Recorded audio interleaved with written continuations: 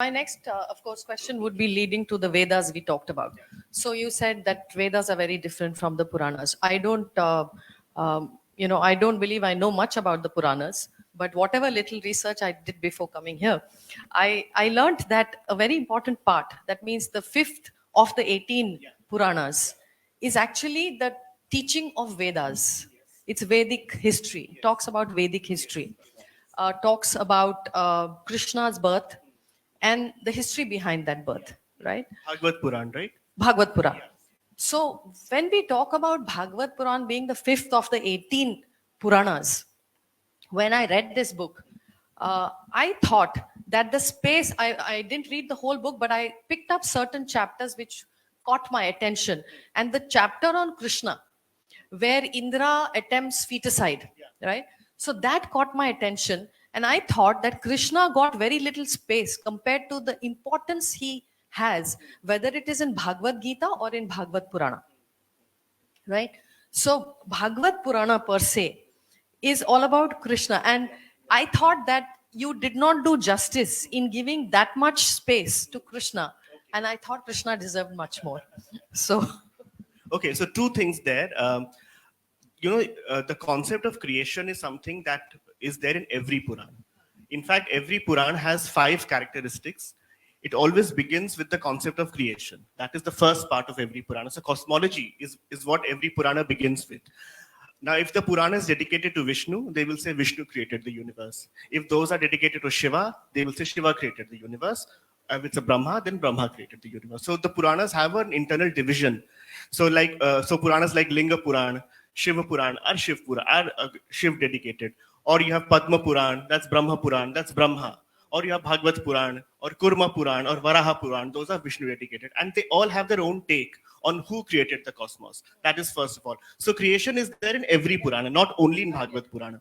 Also, it was important for me that every god gets an equal space within. So while you might find less of Krishna, but there's so much of Vishnu, and Vishnu and Krishna are actually the same. So Vishnu, Shiva, Krishna, Ganesh, and of course the goddesses. Let's not forget our beautiful and mighty goddesses. In fact, one of the most fascinating things about the Puranas was how the Devi celebrated, how Shakti celebrated.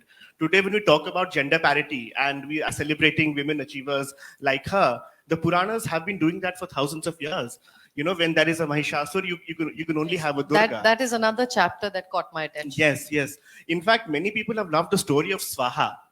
Here, if I can just narrate it very quickly, it's a very short story. So the gods come to Brahma one morning and they say, we are all famished, we are all hungry, we have nothing to eat. And Brahma says, how's that possible? I have created a system where whenever there are yagyas on earth and humans pour oblations into the fire, that's supposed to, Agni will transfer those up here to heaven, and that is your food. So I've created a proper symbiotic system. How come you're famished? Agni says, I don't know. I just don't seem to have the agency to make this transfer possible. So these mighty alpha male gods standing poor things with nothing to eat. And then Brahma says, what do we do? Scratching his foreheads. Okay, let's create a goddess. And then he creates a goddess who's called Swaha. And Brahma makes a rule that from now on in every yajna, every mantra, every line must end with the word Swaha. Only when the word Swaha is chanted will this food, this havish, reach the heavens and the gods will be fed.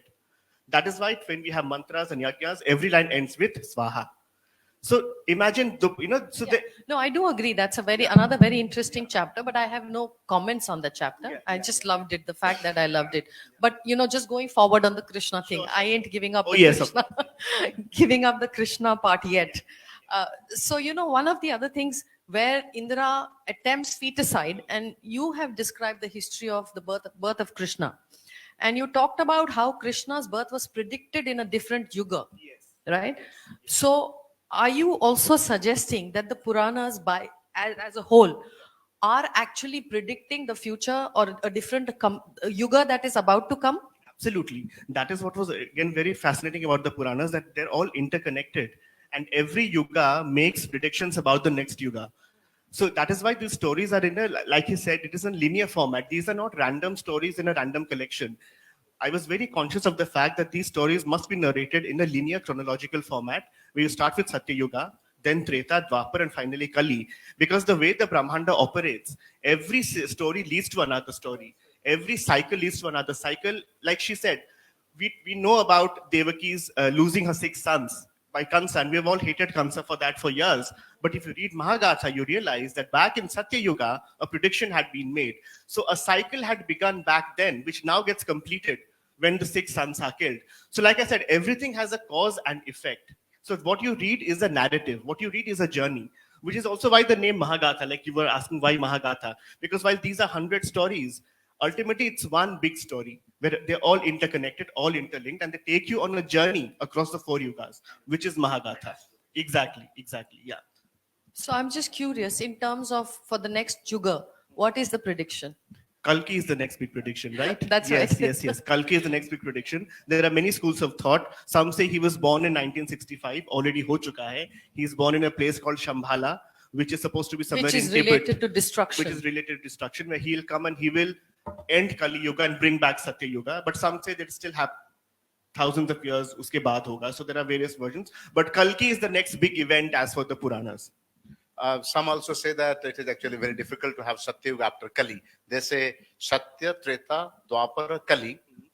Dwapara, Treta, again Satya. Reverse. Okay. Because what happens after Kali, we consider Tini Pad Papam, Ekapadam Satya, Punyam. So Teen Pad Pap se Char Pad Punya hona asan nahi hai. You will not be able to make that How jump. very interesting is that? You won't be able to make that jump. क्योंकि कली के बाद सत्ययुग नहीं आएगा, द्वापर आएगा. So Krishna is coming again. Maybe you should also write a book then. Yeah. I didn't know this. Yeah. So Krishna in what form may not be in the Sankha Chakra Gada Padma in the Narayan form that Krishna could take his Vishwarupam. So may not be in that form. Krishna can be in Guru form, can be human form, can be a female or male form. We don't know. So that is also a different cycle.